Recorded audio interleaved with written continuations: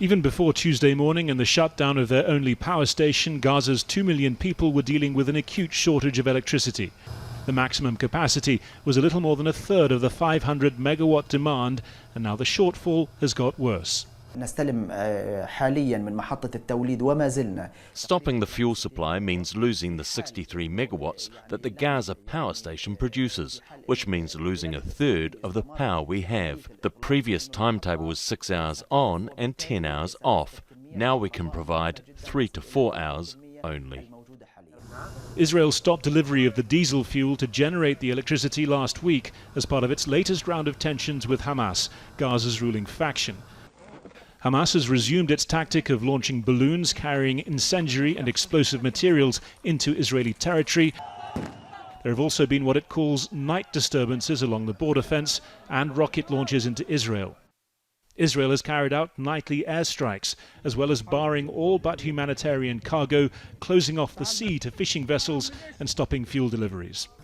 It's a blow to economy already on its knees, with unemployment surging and 55% of people living below the poverty line.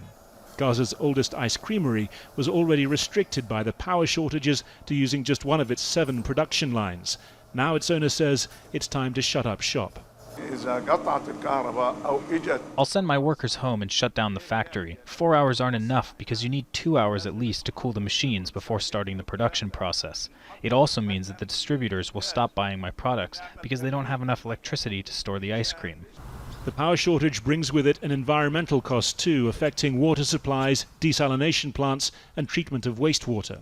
The wastewater, as one of the most important problems that we are facing in the Gaza Strip, treatment will be decreased to the lowest level, a discharging of more than 120,000 cubic meter of raw sewage to the seawater and the beaches of the Gaza Strip directly without any treatment.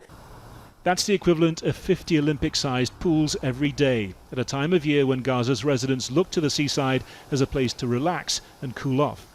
An Egyptian delegation travelled from Gaza to Israel on Monday, reportedly with a list of demands from Hamas for the fulfillment of what it says are Israeli commitments on easing the blockade and allowing for improvements to the infrastructure and economy of the Gaza Strip. Such external mediation efforts have worked in the past, but usually only once a situation has deteriorated more with greater levels of violence than we've seen so far this time.